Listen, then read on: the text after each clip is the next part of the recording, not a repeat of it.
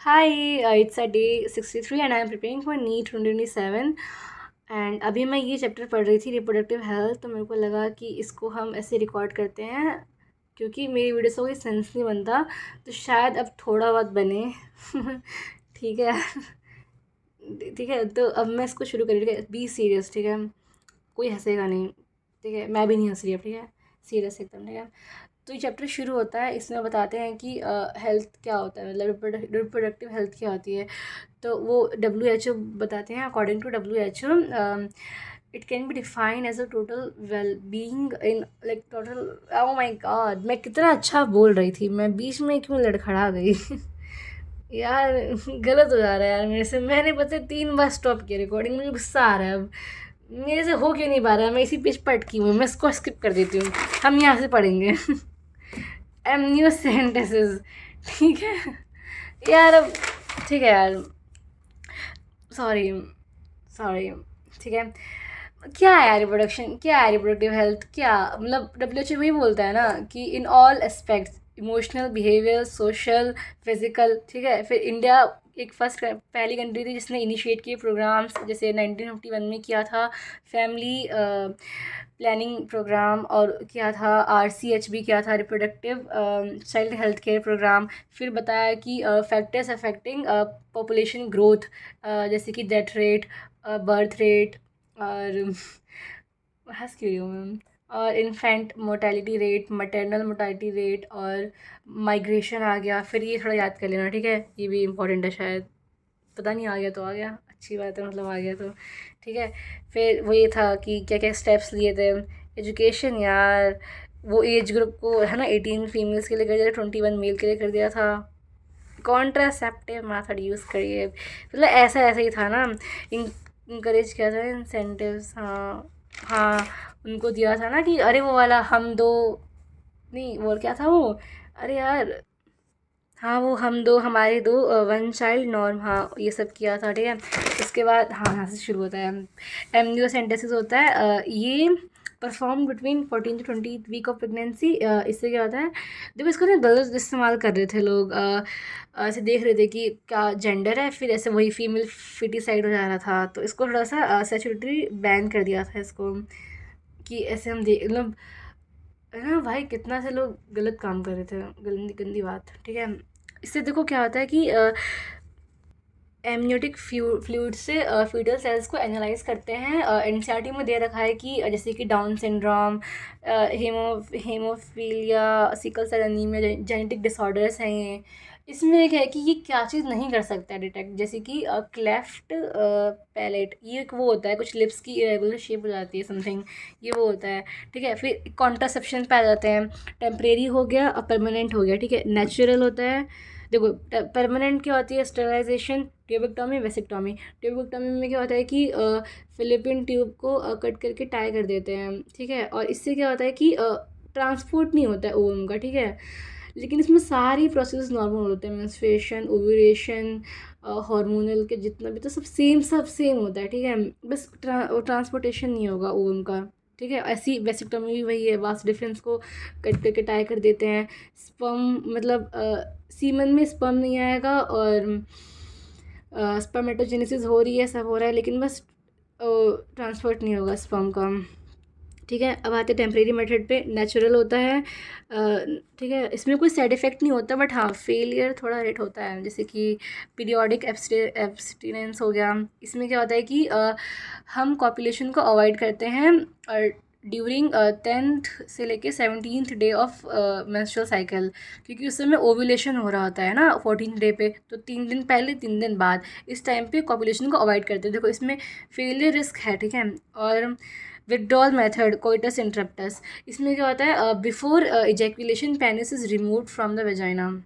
ठीक है, और लैक्टेशनल एमेनोरिया होता है, ये बहुत इफेक्टिव मेथड है अप टू 6 मंथ्स।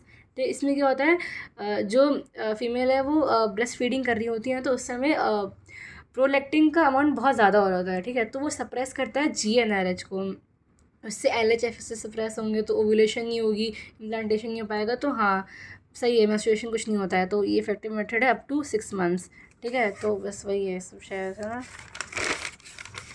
अच्छा हाँ, अभी और कुछ है, ये तो भूल गई मैं। आर्टिफिशियल में आता है फिज़िकल, सॉरी, आर्टिफिशियल में आता है बैरियर मेथड, इसमें आता है केमिकल और फिज़िकल।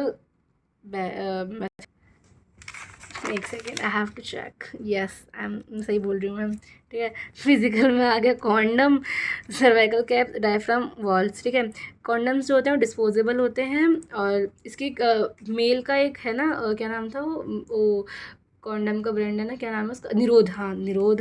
ठीक है, ये रियूजेबल होते हैं बाय द वे, और ये एसटीडी प्रिवेंट करते हैं, ये नहीं करते हैं एसटीडी प्रिवेंट। ठीक है, और केमिकल बैरियर क्या हो गया, मतलब वो use along with physical barrier to increase the contraceptive efficiency.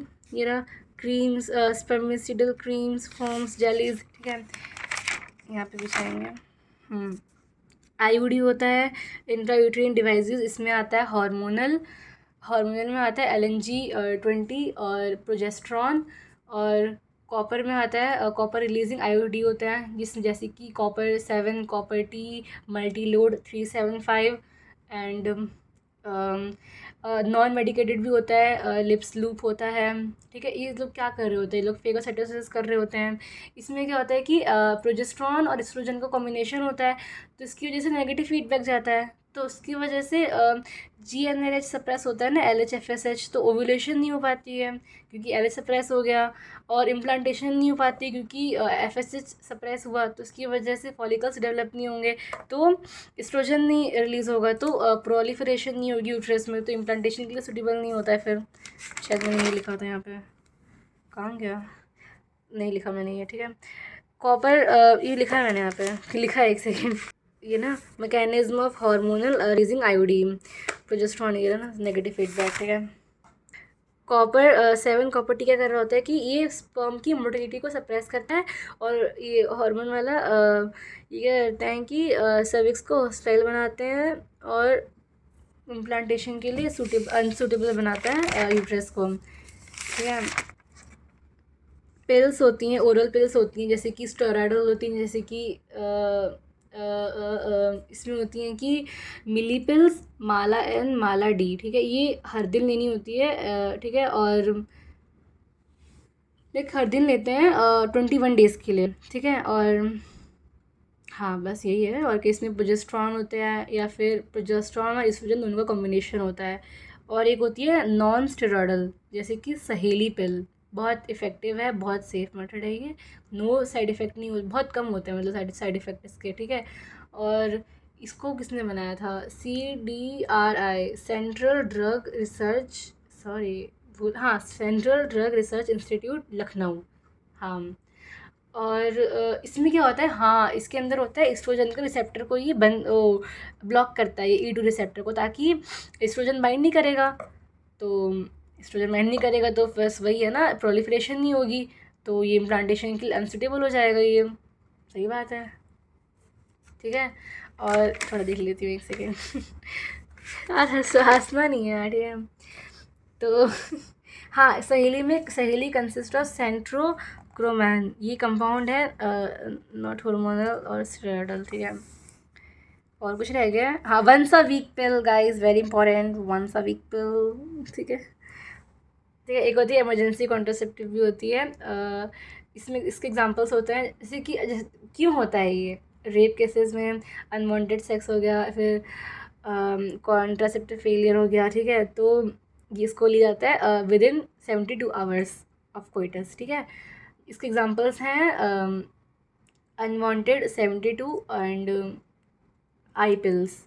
ठीक है, और एक इंजेक्शन्स होते हैं, इम्प्लांट्स होते हैं, कॉन्ट्रासेप्टिव की बात हो रही है अभी। ठीक है, इंजेक्शन्स होते हैं, जैसे कि ये इफ़ेक्टिव होते हैं 2 से 3 महीने तक। ठीक है, और जो इम्प्लांट्स होते हैं वो 4 से 5 साल तक इफ़ेक्टिव होते हैं। ठीक है, और ये 6 सिलिकॉन्स के ट्यूब्स होते हैं जो कि इम्प्लांट होते हैं सबडर्मली स्किन के अंदर, और इसके एग्जांपल हैं नॉर प्लांट। ठीक है, ये हाँ ठीक है, ये बता दिया। फिर आता है MTP। ठीक है, MTP होता है इंड्यूस्ड एबॉर्शन, हम अबॉर्ट करा रहे हैं। ठीक है, 45 से 50 मिलियन MTP हुई है, लाइक परफॉर्म मतलब हर साल होती है perform all over the world, India में ही नहीं, पूरे वर्ल्ड में, ठीक है, जो कि 1/5 ऑफ द कंसेप्शन है, ठीक है। ये 1971 में लीगलाइज्ड हुई थी इंडिया में, ठीक है। और क्यों करते हैं एमटीपी, ये रहा लिखा, ठीक है। ये सेफ़ होता है फर्स्ट ट्राइमेस्टर में, ठीक है। और मतलब एक रजिस्टर्ड मेडिकल प्रैक्टिशनर की ज़रूरत होती है, और 3 महीने के बाद और अप टू 6 मंथ्स। ये रिस्की होता है लेकिन करा सकते हैं शायद, पता नहीं, मतलब करा सकते हैं, रिस्की होता है।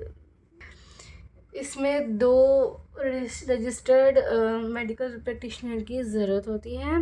फिर एसटीडी पे आ जाते हैं। एसटीडी क्या होता है, सेक्सुअली ट्रांसमिटेड डिसीज़ेज़, जो कि सेक्सुअली ट्रांसमिट होती है। और ये सबसे ज़्यादा वल्नरेबल ग्रुप जो एज ग्रुप है वो है 15 से 24 का, ठीक है। इसमें अर्ली सिम्टम्स होते हैं swelling, itching, slight pain, fluid. या मैं पता है मेरा बिल्कुल मन कर रहा है करने का मैं बोर हो गई अभी। मैंने पता है कितना रिकॉर्ड किया था पहले, हम इसको करने से पहले, मतलब मुझसे शुरू नहीं हो पा रहा था, तो अब मेरे को बहुत बोर हो गई, मैं बहुत देर से कर रही थी। फिर भी ये फिर भी ये हुआ है, मतलब इतना करने के बाद भी, ठीक है, छोड़ो। हाँ, फिर लेट कॉम्प्लिकेशंस होते हैं, कैंसर, पेल्विक आगे क्या था, pelvic inflammatory diseases, abortion, infertility, ठीक है। ख़त्म होने वाला है ये हाँ, ये याद कर लेना है, it's very important, very very important, याद कर लेना। और ये भी देख लेना कि कौन से क्यूरेबल नहीं है एसटीडी।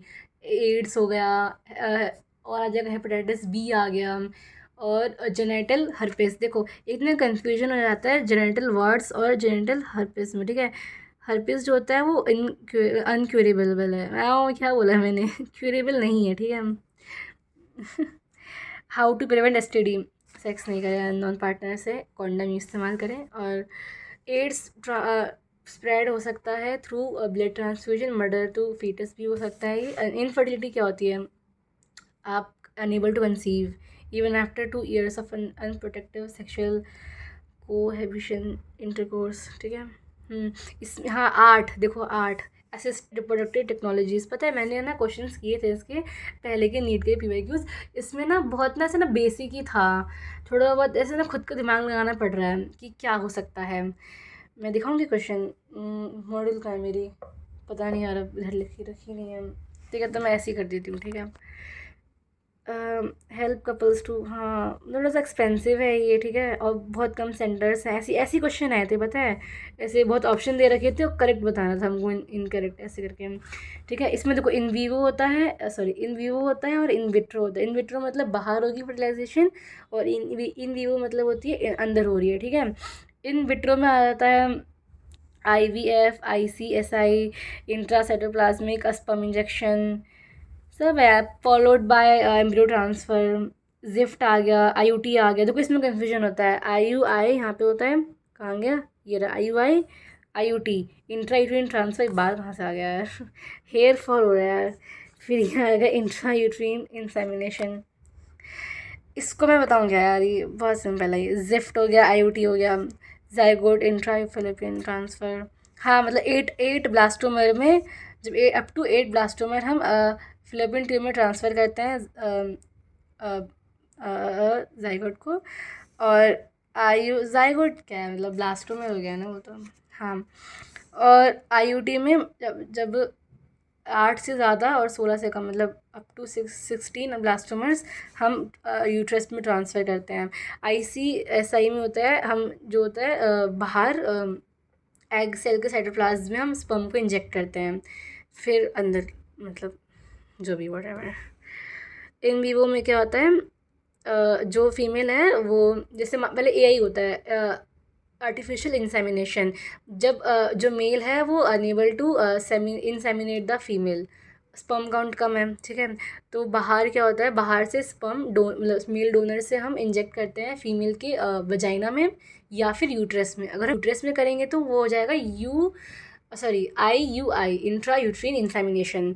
और एक आता है गिफ्ट, आता है गिफ्ट होता है फीमेल्स में। क्या होता है कि अगर वो गैमेट प्रोड्यूस नहीं कर पा रही है लेकिन वो और चीज़ें कर सकती हैं, जैसे कि उनका फेलोपियन ट्यूब सब नॉर्मल है, यूट्रस सब बढ़िया है, मतलब एनवायरनमेंट है, इम्प्लांटेशन के लिए। तो गिफ्ट होता है gamete intra Philippine transfer, gamete को ट्रांसफ़र करते हैं फीमेल की बॉडी में, ठीक है। लीगलाइज्ड क्या है देखो, मतलब सॉरी क्या बोला मैंने अभी, बेस्ट मेथड क्या है पेरेंटहुड का, क्या है, लीगल अडॉप्शन, ठीक है। बस यार ख़त्म, इतना ही था, 15 मिनट का वीडियो बन गया, कोई बात नहीं, मैंने बहुत कोशिश करा, ठीक है। सॉरी, मतलब सॉरी नहीं, सॉरी क्यों बोला मैंने, ठीक है, ठीक है। Bye bye bye.